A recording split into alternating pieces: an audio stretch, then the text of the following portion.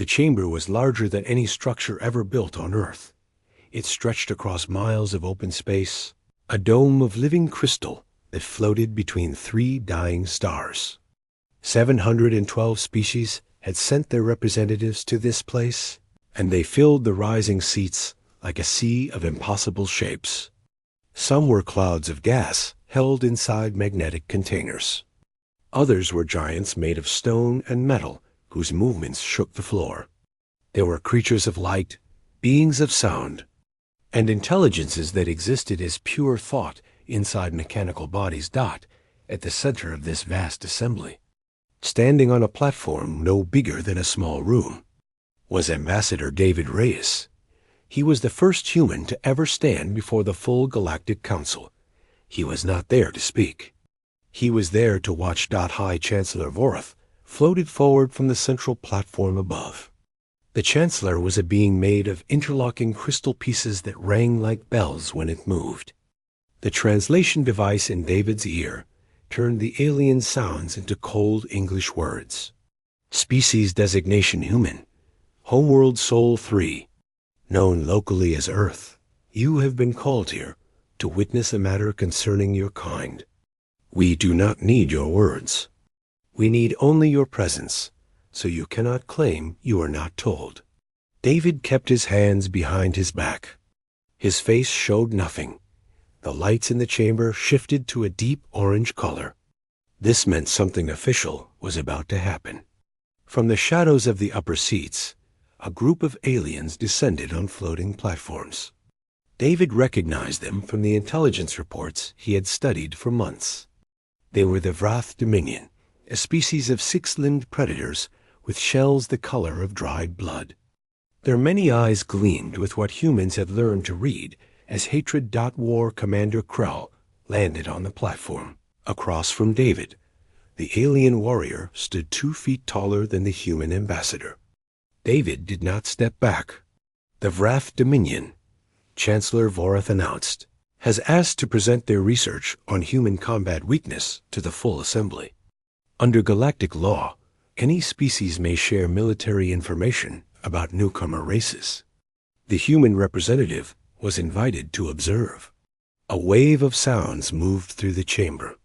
Hundreds of species clicked, whistled, and hummed to each other. David Reyes bent his head slightly. We are honored to observe. War Commander Krell spread his jaw parts in what the Vrath considered a smile. Honored, he repeated with mocking tone. Yes, you should be. My people have spent great resources studying your weak species. We know exactly how to kill a human.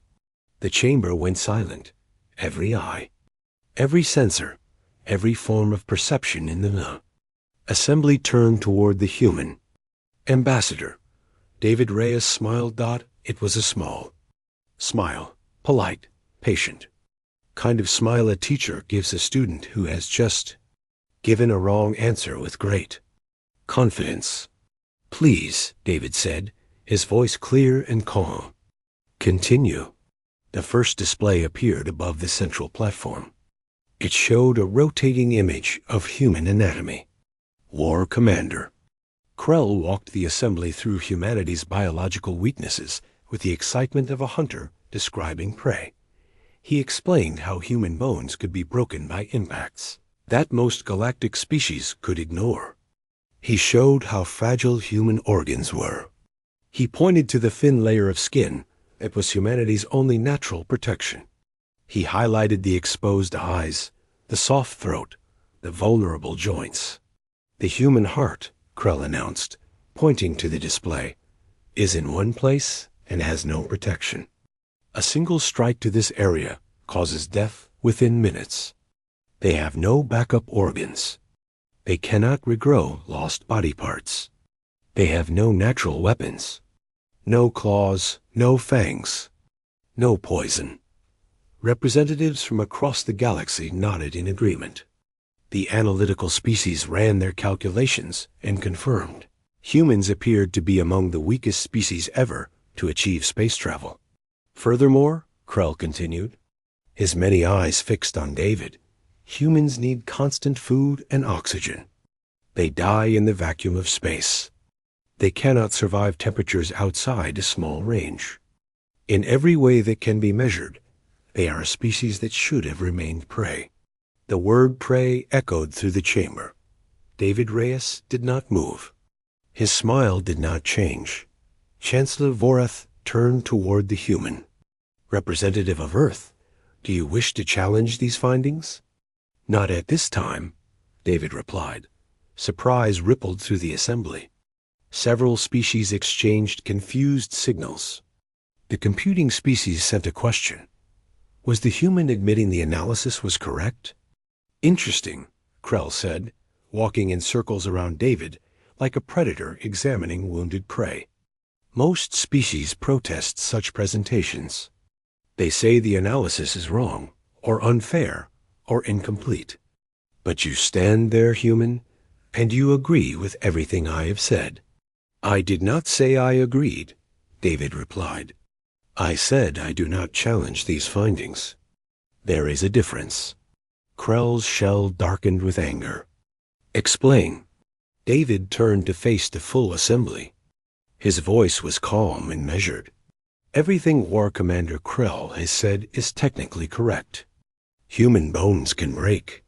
Human organs can fail. Human bodies need specific conditions to survive. All true. He paused, letting silence fill the space.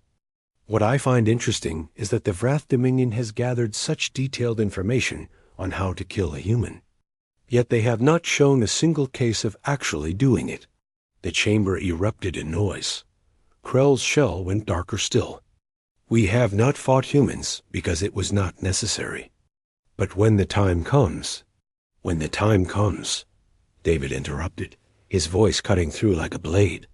You will learn that knowing how to kill a human is not the same as being able to kill one. He turned back to Chancellor Vorath. The human delegation requests time to prepare a response. Under galactic law, we are allowed to present our own assessment. The Chancellor's crystals rang. This is permitted. The assembly will meet again in one standard cycle. The humans will present their response then. As David stepped off the platform, Krell's voice followed him. One cycle will not be enough to change what you are, human.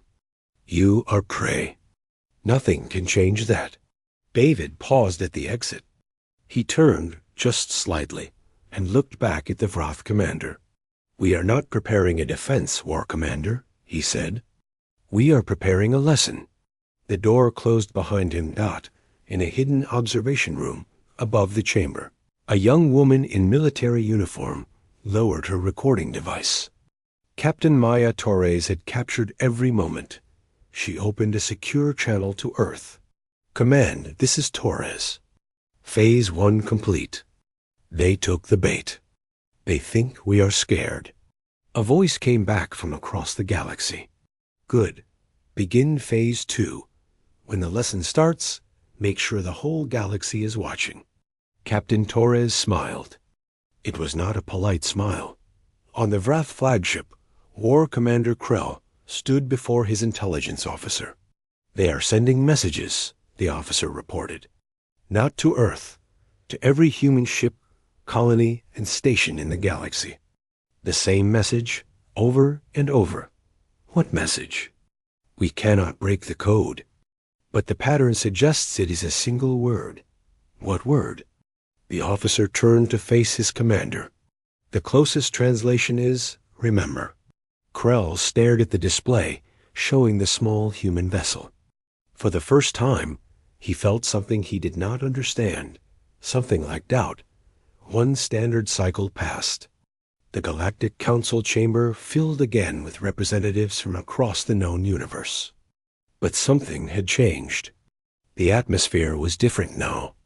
Where there had been casual contempt for the human newcomers, there was now curious attention at war. Commander Krell sat in his designated position, his many eyes fixed on the central platform. His intelligence officers had spent the entire cycle trying to decode the human transmissions. They had failed. But they had discovered something else. Something troubling. Human vessels had been moving. Not obviously, Not quickly, but steadily. Ships from dozens of human colonies had adjusted their positions.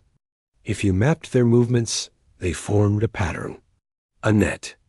And the Vrath Dominion's core territories sat at the center of that net. Chancellor Vorath's crystal form floated to the central dais. This session will now continue. The human delegation has requested to present their response to the Vrath assessment. Ambassador Reyes, you may proceed. David Reyes walked to the center platform. But he was not alone. Beside him stood a woman in a uniform that no galactic species had ever seen before. It was black, with no visible markings, except for a single symbol over the heart, a human hand gripping a star. Before I begin, David said, I would like to ask the Council a question. Chancellor Vorath's crystals chimed with surprise. This is unusual, but permitted. David turned to face the assembly. How many species have you lost contact with over the past 1,000 years? Silence. The question hung in the air like poison gas. Several representatives shifted uncomfortably. Others exchanged rapid communications. I will be more specific, David continued.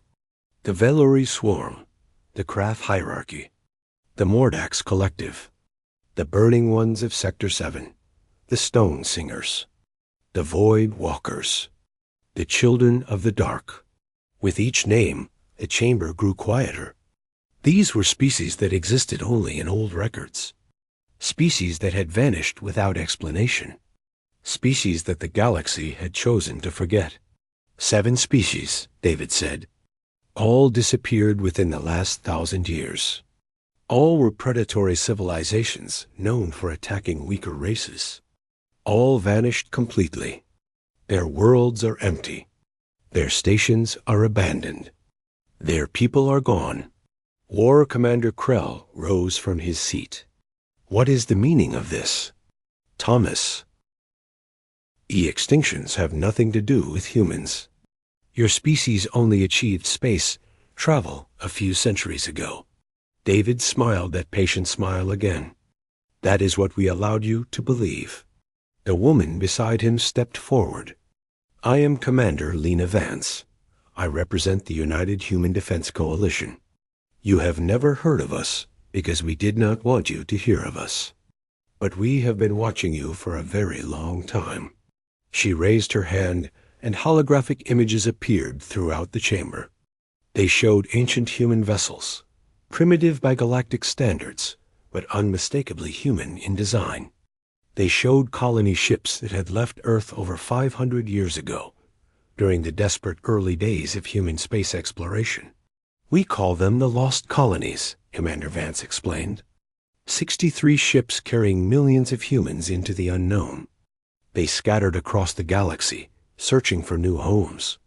Most of them found worlds to settle, and most of them were discovered by predatory species who saw them as easy prey. The images shifted. They showed attacks, raids, massacres, human colonies burning, human bodies lying in the streets of primitive settlements. The Velori Swarm found a human colony on the edge of their territory. They attacked without warning, killed 8,000 civilians, and took samples for study. They wanted to learn how humans would respond to organized predation. Commander Vance paused. They learned. New images appeared. They showed the Velori homeworld. Empty, silent, every structure intact, but every living thing gone. The Krath hierarchy found a human mining operation in what they considered their hunting grounds. They destroyed the station and broadcast the recording to nearby systems as a warning. The images showed the Krath homeworld. The same emptiness. The same silence. The pattern repeated 7 times, Commander Vance said. 7 predatory species attacked isolated human populations. 7 predatory species no longer exist. The chamber had gone completely still. Even the gaseous beings had stopped their constant swirling. War Commander Krell broke the silence. You are claiming that humans, the weakest species ever recorded, somehow destroyed 7 civilizations? This is impossible. This is a lie designed to frighten us. Is it? David Reyes asked. Then explain something to me. War, Commander. Why did the Vroth Dominion choose this moment to present your vulnerability assessment? Why now, after 3 centuries of peaceful contact between our species? Krell did not answer. I will tell you why, David continued. Because 6 months ago, one of your exploration vessels discovered the ruins of a Mordax colony. And among those ruins, they found records. Records that showed what really happened to the Mordax. Records that terrified your governments so badly that they decided humanity needed to be destroyed before we became too powerful to stop.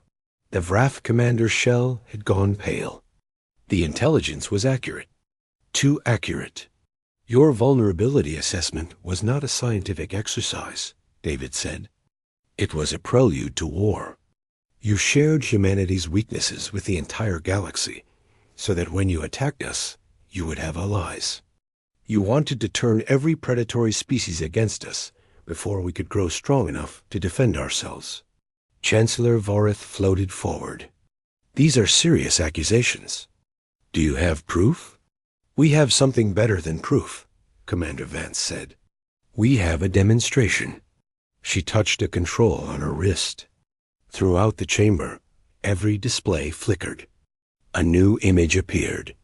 It showed a Vroth military outpost, one of their most heavily defended positions, located 7,000 light-years from the nearest human territory. The image was a live feed. A single human walked through the corridors of the outpost. He was old, perhaps 70 by human standards, dressed in simple civilian clothes. He walked past the bodies of Vroth warriors like a man taking a morning stroll through a garden. He looked directly at the recording device and spoke. You wanted to know how to kill a human. Let me show you why no one has ever succeeded. The transmission ended. War Commander Krell stood frozen. His intelligence officer was shouting something into a communication device. The outpost was not responding. 3,000 of the Dominion's finest warriors, and none of them were answering. Who is that man? Chancellor Vorith demanded. His name is Dr. Martin Cole, Commander Vance replied. He is a xenobiologist who has spent 40 years studying the Vrath. He knows your biology better than you know yourselves. How did he reach that outpost? There is no record of any human vessel in that sector. Commander Vance smiled. It was not a friendly smile. The Vrath Dominion compiled a detailed report on how to kill humans. But you made one critical error. You studied the humans of Earth, the comfortable ones, the peaceful ones, the ones who have had 3 centuries of safety and prosperity. She turned to face the assembly. You never studied the humans who survived alone in the darkness between stars, the ones who learned that the galaxy is not a community of friends. It is a hunting ground.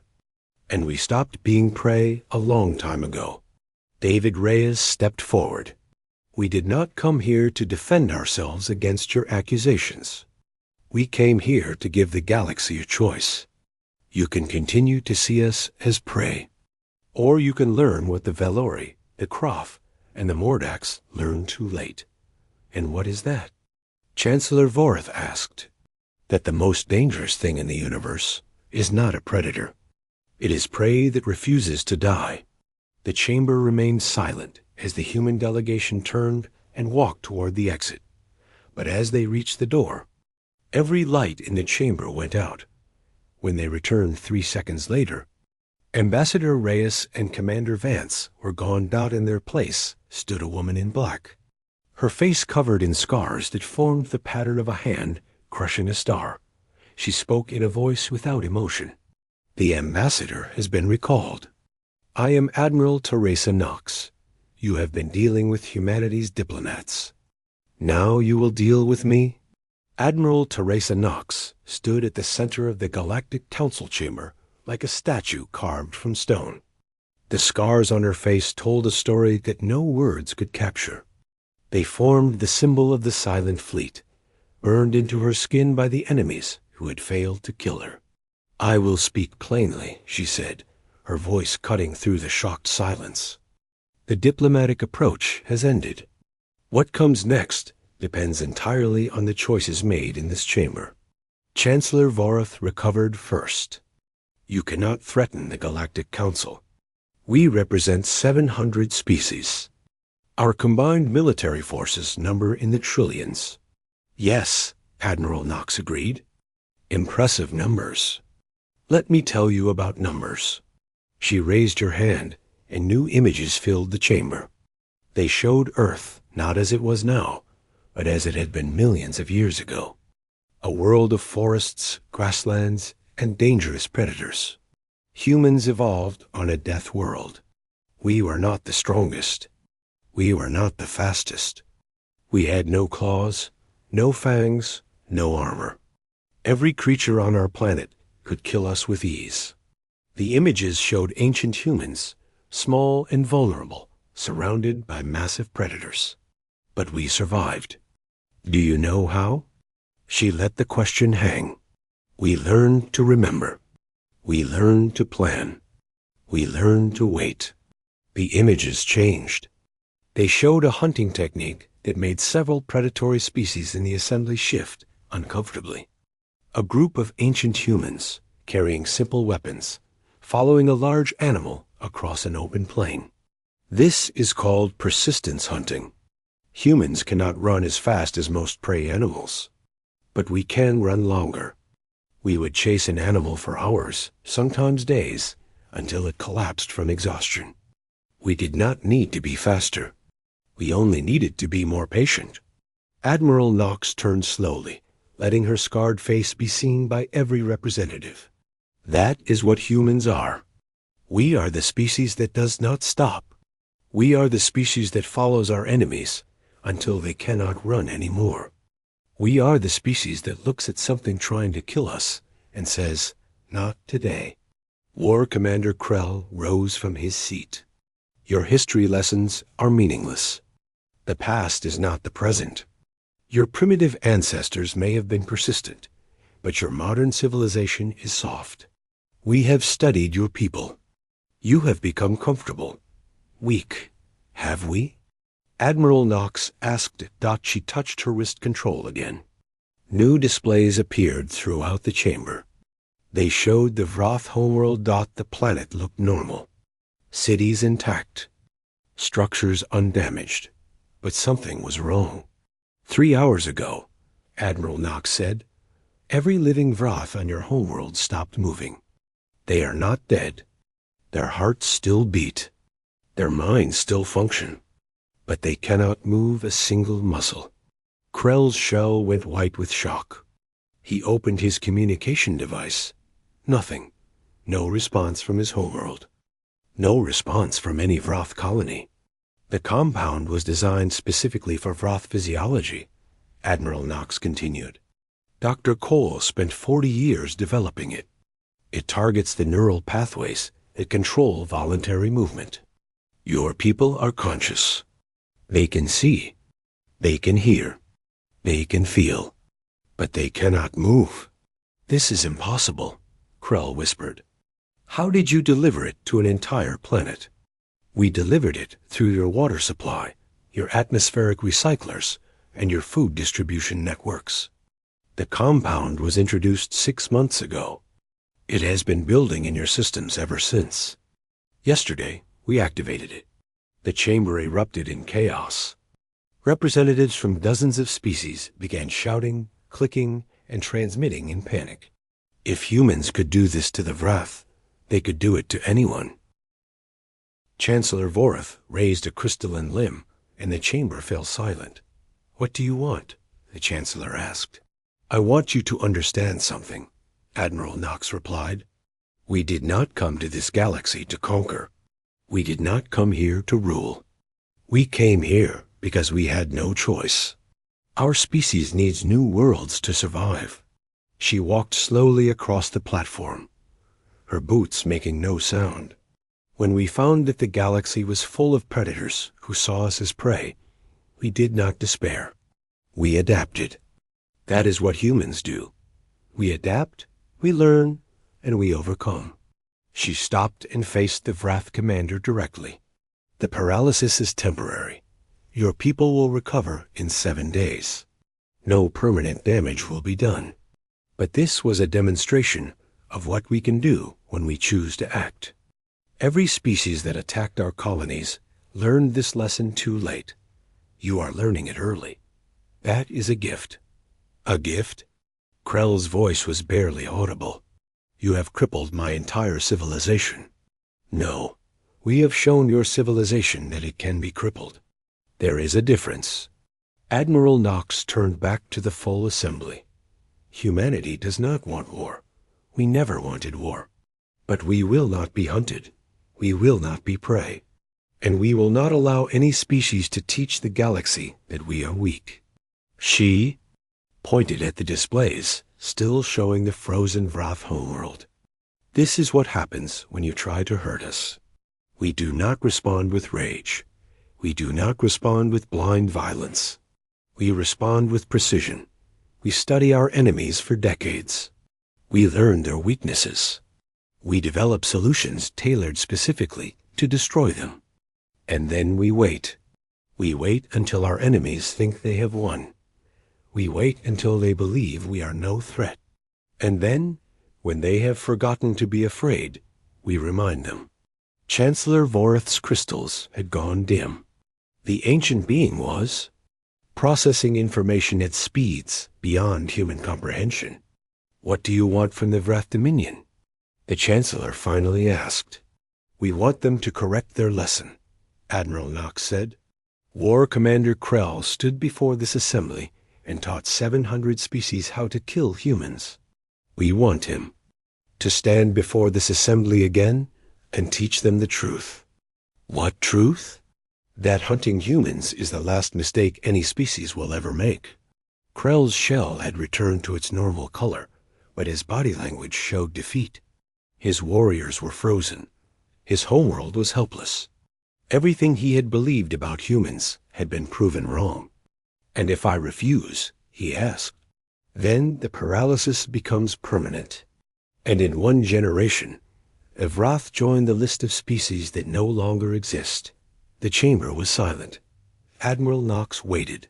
She was very good at waiting. Humans always were. Finally, War Commander Krell lowered his head. I will correct the lesson, he said. Good, but not today. Today, there is something else we need to discuss. Admiral Knox turned to face the outer edges of the chamber where the oldest representatives sat. The species that had been part of the galaxy long before most others evolved. You know what I am about to say, she told them. You have known for thousands of years. You kept it secret because you thought the young species were not ready to learn the truth.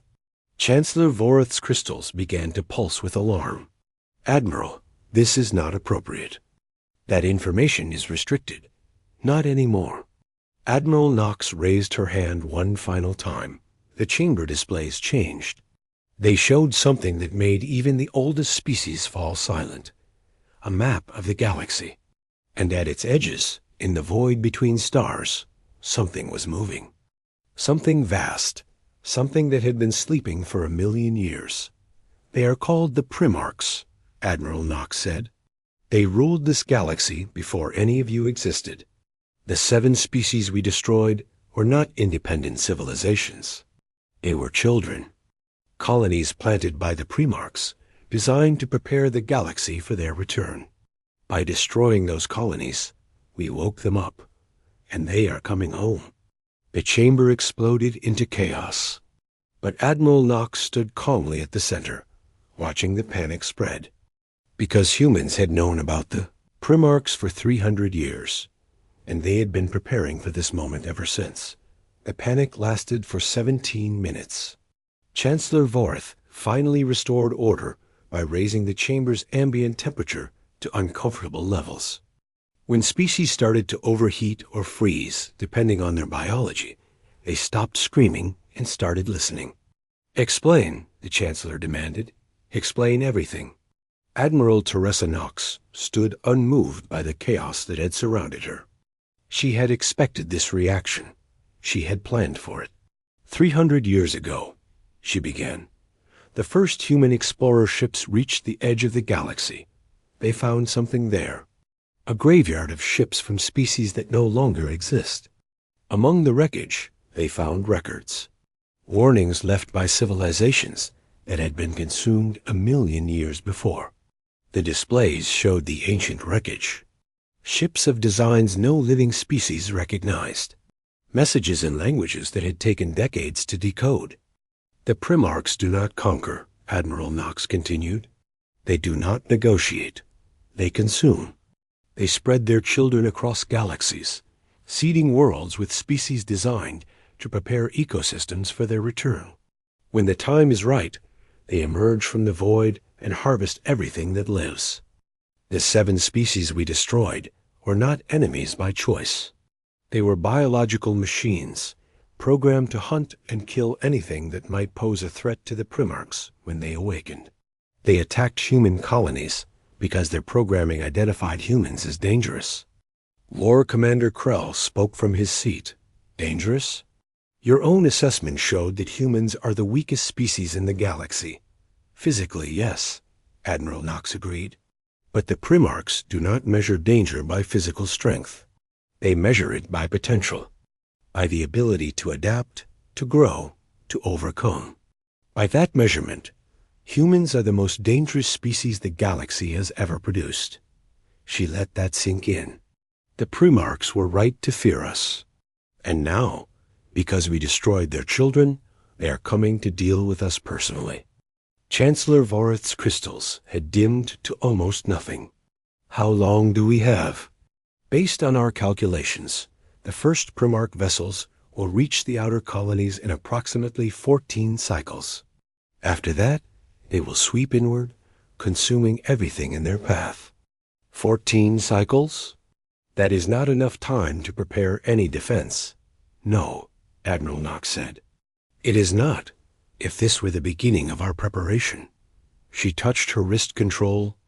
The displays changed again. This time, they showed something. That made even the Admiral's scarred face soften with pride. Ships, thousands of them, hundreds of thousands. They emerged from hiding places throughout the galaxy, decloaking from positions near stars, emerging from asteroid fields, rising from the surfaces of dead moons. An armada that had been building in secret for 3 centuries. The Silent Fleet, Admiral Knox said. 200,000 vessels, crewed by humans from the lost colonies. We have been watching the galaxy for 300 years, preparing for this moment. The assembly stared at the displays in stunned silence. The scale was impossible. No species had ever assembled such a force without the galaxy knowing. How? Chancellor Vorith asked. How did you build this without anyone detecting it? Because you were not looking for us, Admiral Knox replied. You saw humans as prey. You saw our colonies as targets, not threats. You watched Earth and its immediate neighbors, never thinking to look at the dark spaces between stars where our real power was growing. War Commander Krell stared at the fleet with new understanding. The Vrath assessment was not just wrong. It was designed to make us wrong. No, the Vrath assessment was accurate for the humans you studied. Earth humans. Comfortable humans. The humans who had forgotten what it meant to fight for survival. Admiral Knox turned to face the assembly. The Silent Fleet is crewed by the descendants of the lost colonies. They grew up on hostile worlds. They fought predatory species with nothing but their hands and their wills. They are what humanity becomes when comfort is stripped away. They are what we truly are. A new voice spoke from the back of the chamber. It was Dr. Martin Cole, the old man who had walked through the Vrath outpost untouched. He had appeared without anyone noticing, standing calmly among the representatives of 100 species. I was born on a colony that the Mordax Collective found when I was 7 years old, he said. They killed my parents in front of me. They took me for study, believing that a child would break easily under examination. He walked slowly toward the central platform. Despite his age, his movements were precise, controlled, purposeful. I spent 3 years in their laboratories. I watched them dissect other humans. I listened to them discuss our weaknesses. And I remembered everything. He reached the platform and stood beside Admiral Knox. When I was 10, I escaped. When I was 15, I joined the Silent Fleet. By 20, I was the galaxy's leading expert on Mordak's biology. By 30, I had developed the compound that dissolved their exoskeletons from the inside. By 35, the Mordak's collective no longer existed. Dr. Cole turned to face War Commander Krell directly. I did the same thing to your people that I did to them. The paralysis compound was not created in months. I have been developing it for 40 years, testing it, perfecting it, waiting for the moment when it would be needed. That is what humans are, Admiral Knox said. We do not forget. We do not forgive. We plan. We prepare. And when the time comes, we finish what others started. Chancellor Vorath spoke again, and this time there was something new in the ancient being's voice. Something that sounded almost like hope. You said you have been preparing for 300 years. Does that mean you have a way to stop the Primarchs? Admiral Knox nodded slowly. The Silent Fleet was not built to fight predatory species. They were training exercises, practice. The real enemy has always been the Primarchs. We have studied their remains for centuries. We have decoded their technology. We have learned their patterns, their weaknesses, their blind spots, and we have built something that can hurt them. The displays changed one final time. They showed a structure at the heart of the Silent Fleet's formation. It was not a ship. It was something larger. Something that pulsed with energy that made several species' sensors overload. We call it the Echo, Admiral Knox said. It took 200 years to build. It requires the combined power output of 17 stars to activate. And when it fires, it will do something the Primarchs have never experienced in their billion-year existence. What is that? Chancellor Vorath asked. It will make them feel fear. The chamber fell silent. Every species present understood what they were seeing. Humanity had not been preparing to defend itself. Humanity had been preparing to attack gods. We did not come to this assembly to ask for help, Admiral Knox said. We came to offer it. The Primarchs are coming for the entire galaxy, not just humanity. When they arrive, every species here will face the same choice, fight or die. Humans have made our choice. We will fight. The question is, will you fight with us? Before anyone could answer, every light in the chamber went out. When they returned, the displays showed something new. A transmission from the edge of the galaxy. A shape moving in the void. Something vast beyond comprehension. And a voice that spoke directly into the minds of every telepathic species present. We see you, little species. We remember what you did to our children. We are coming. And this time, there will be no survivors. Admiral Knox did not flinch. Instead, she smiled. Good, she whispered. Now they know we are watching too. She transmitted a single command to the Silent Fleet. All vessels, begin Protocol Omega. The Primarchs are here. The war begins now. The war lasted 47 days. The Primarchs came with a force that defied measurement. Their vessels were not ships in any traditional sense. They were living constructs, grown over millions of years, each one capable of consuming entire planets. They moved through the galaxy like a wave of darkness, and everywhere they touched, life ended, but something unexpected happened. They did not find prey. They found humanity waiting for them. Admiral Teresa Knox commanded the Silent Fleet from the bridge of her flagship, the Remembrance. Around her, 200,000 vessels moved in perfect coordination, executing strategies that had been planned for 3 centuries. The Primarchs were ancient. They were powerful. They had consumed countless galaxies before this one, but they had never fought an enemy that studied them while they slept. Dr. Martin Cole had spent his entire life analyzing their biology. He knew how their vessels communicated, how their consciousness was distributed, how their vast intelligences processed information. And he had found the flaws that a billion years of supremacy had created. The Primarchs did not expect resistance. They did not expect pain. They did not expect to lose. The echo weapon fired for the first time on the 7th day of the war. It did not destroy the Primarch fleet. It did something worse. It disrupted the connections between their distributed minds, creating confusion and chaos among beings that had never experienced either. For the first time in their existence, the Primarchs felt alone. And in their confusion, the silent fleet struck. Human vessels did not fight like any species the galaxy had ever seen. They did not form battle lines. They did not engage in honorable combat. They attacked from shadows, struck at weaknesses, and vanished before retaliation could come.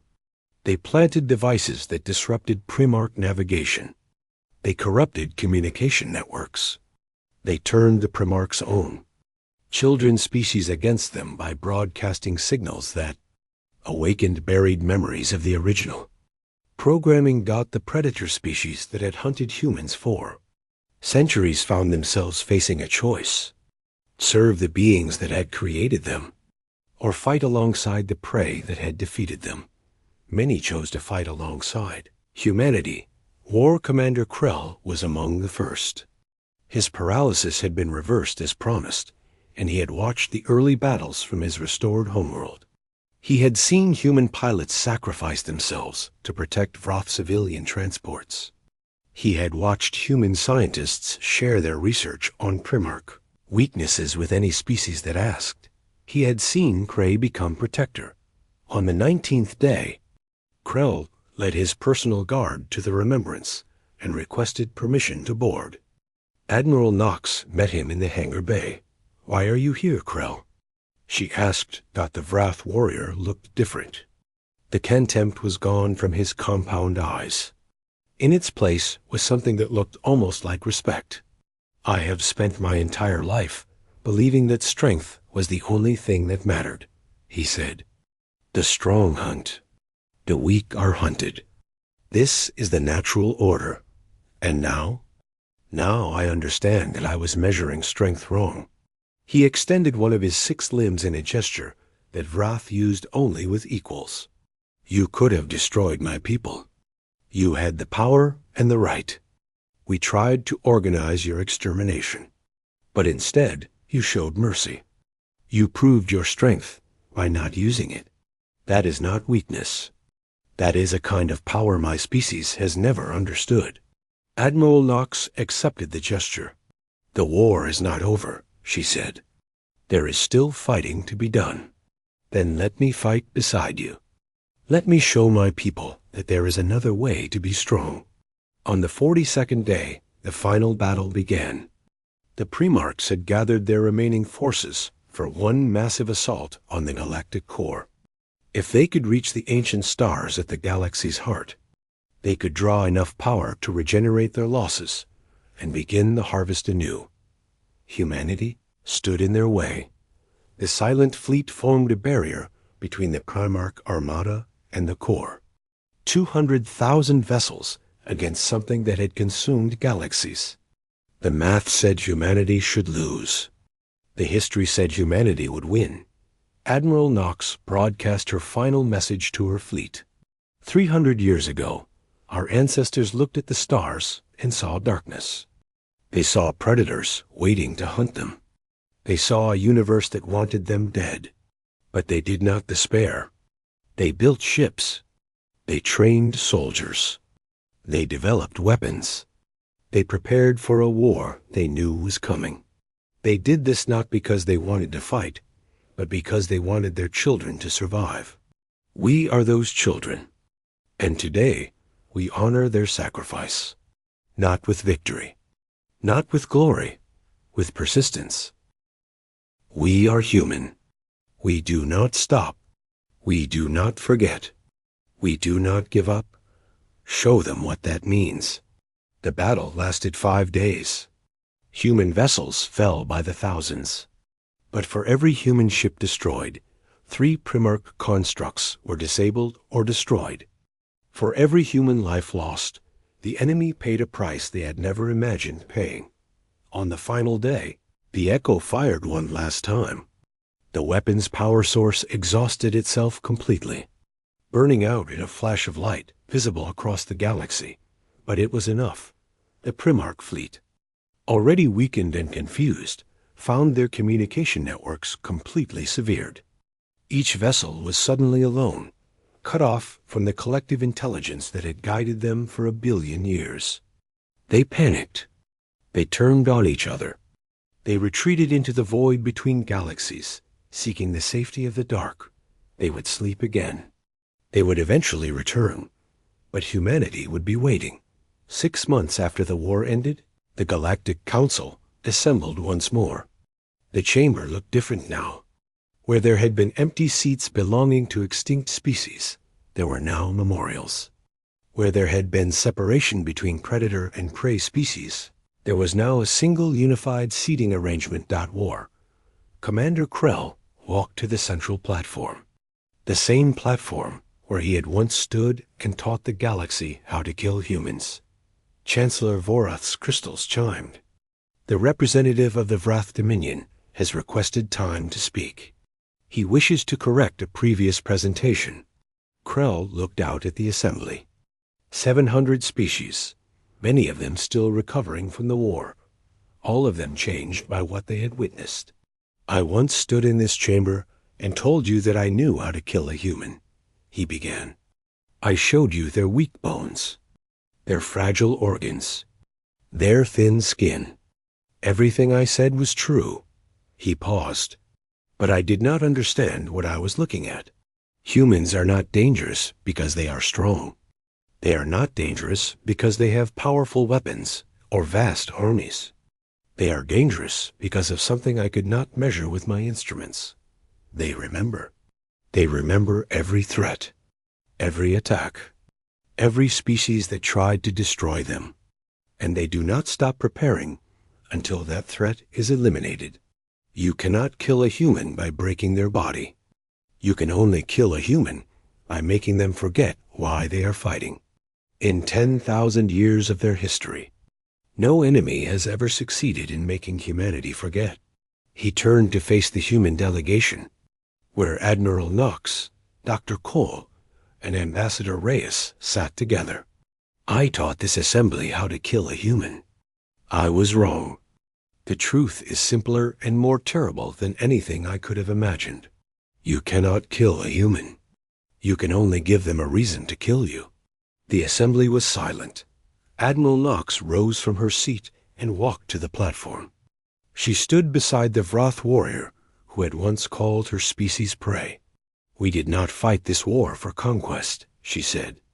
We fought it for the same reason we have always fought, to protect what we love. As long as there are children playing on human worlds, families gathering for meals, friends sharing stories under alien stars, there is nothing in the universe that can defeat us. We do not fight to destroy. We fight to preserve. That is why we always win. 2 years later, a young Vrath officer visited Earth as part of an exchange program. She stood on a cliff overlooking an ocean. Watching human children play in the waves, Dr. Martin Cole stood beside her. He was older now, tired from the war, but his eyes were kind. I have studied your history, the young officer said. I know what your species has done, what you are capable of. Yet these children play without fear. How is this possible? Dr. Cole smiled. Because they know something the galaxy took a long time to learn. What is that? We are not dangerous because we want to fight. We are dangerous because we want to protect what matters. That is why we always seem so weak to those who do not understand us. We save our strength for when it is truly needed. The young officer watched the Children for a long time. Then she said, something no Vrath had ever said to a human before. Thank you for not destroying us when you could have. The old man's smile deepened. That was never something we considered. The lesson was never about destruction. It was about understanding. Understanding what? That the galaxy does not need predators and prey. It needs neighbors. And sometimes, the best neighbors are the ones who can protect you from the things that hunt in the dark. The sun set over the human homeworld. The children continued playing, unaware of the forces that had once threatened their existence. And in the void between galaxies, something ancient stirred in its sleep, dreaming of a day when it would return. But humanity would be ready. They always were. The lesson had ended, and the galaxy would never forget what they had learned.